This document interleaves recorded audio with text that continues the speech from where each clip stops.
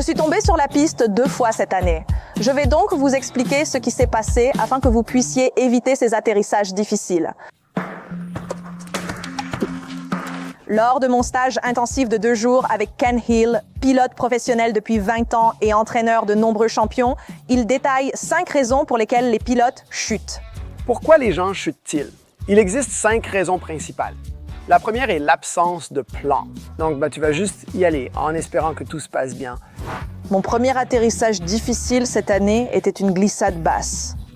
On venait juste de commencer et j'ai littéralement glissé dans le premier virage. Et en fait, je n'avais pas de plan pour une matinée très froide à la fin février, mon tout premier virage lors du tout premier tour de la journée.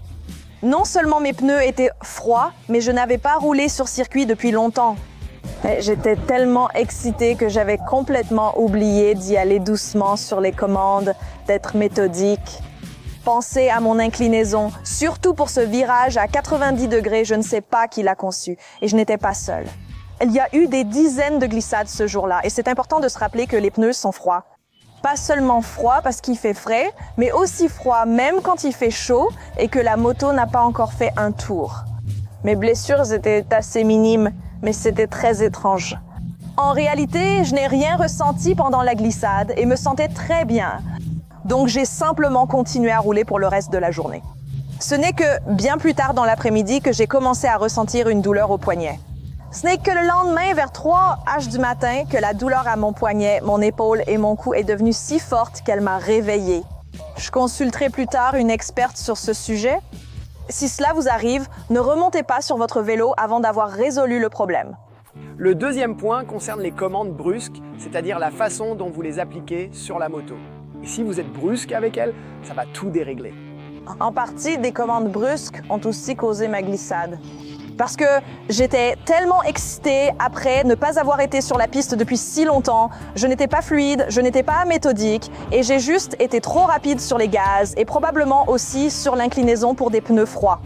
Donc si j'avais juste été prudente, douce et lente à accélérer, lente à incliner, je n'aurais probablement pas fait de glissade basse, comme les autres personnes qui ne l'ont pas fait.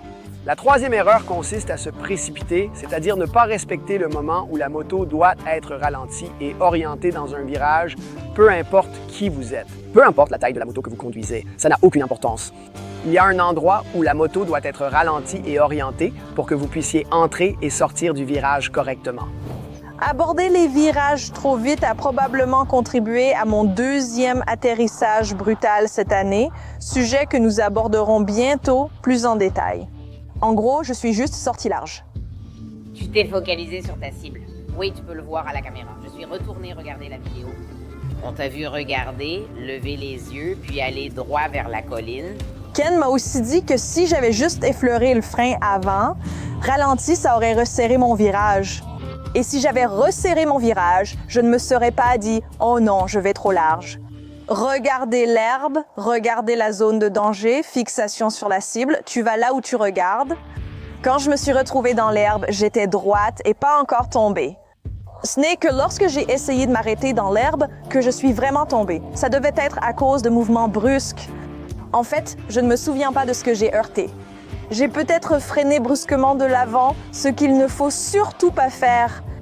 J'ai peut-être freiné de l'arrière, mais quoi que j'ai fait, je l'ai clairement fait trop vite par rapport à l'adhérence que j'avais et je suis tombée sur l'herbe. Au fait, si jamais vous avez un accident en portant des lunettes ou des lunettes de soleil, qu'elles soient en plastique ou non, et je suis surprise que peu de gens en parlent parce que c'est vraiment risqué, sachez que vos lunettes peuvent se briser lors d'un accident. Je connais déjà 2 personnes à qui c'est arrivé. Pour l'une, le verre s'est logé dans le crâne, pour l'autre, dans l'œil. Maintenant, en ce qui concerne mes blessures, quand je suis sortie large dans l'herbe, contrairement à une glissade sur le bitume, quand je suis sortie large dans l'herbe, encore une fois, je n'ai rien ressenti, mais je savais qu'à cause de l'adrénaline, peut-être que je le sentirais plus tard. Le lendemain, je me sentais parfaitement bien. Donc, je n'avais aucune blessure, mais étonnamment, la moto avait en fait subi beaucoup de dégâts. Environ 500 $ de dégâts, et ça sans compter la main-d'œuvre. Merci à la société de location de m'avoir fait un prix là-dessus. Porter un équipement adapté et neuf réduit simplement les blessures. Si tu te cognes la tête en tombant, change de casque. Certaines organisations de circuit te diront de ne pas rouler avec une combinaison en cuir dans laquelle tu es déjà tombé. Je viens d'acheter un gilet airbag Alpine Stars qui, d'après cet article, réduit les blessures de 60 à 80%. C'est énorme. La quatrième raison, c'est de répéter une erreur. Si tu continues à rater les pointes de corde et que tu continues à ajouter de la vitesse, bonne chance pour essayer d'aller plus vite. Tu vas empirer ta situation. Donc après être allé dans l'herbe, je n'étais pas blessée, mais j'étais surexcitée. La zone de danger. Ah oui, tu as eu un bon coup d'adrénaline. Le corps réagit à l'adrénaline par la lutte ou la fuite. Tu es en mode survie et ton corps va naturellement prendre le dessus. Et puis tout s'accélère à cause de l'adrénaline. Ton corps se dit « on n'est pas en sécurité, il faut agir ». Tu es donc survolté, c'est sûrement ce que tu as ressenti. Qu'est-ce qui m'arrive? Si ton corps est comme ça, tu vas réagir comme ça. Donc, le but c'est de te ramener au calme, avec la respiration en boîte, de vérifier ton corps, de t'ancrer. Pas littéralement, hein, ne va pas t'écraser dans l'herbe, mais ancre-toi.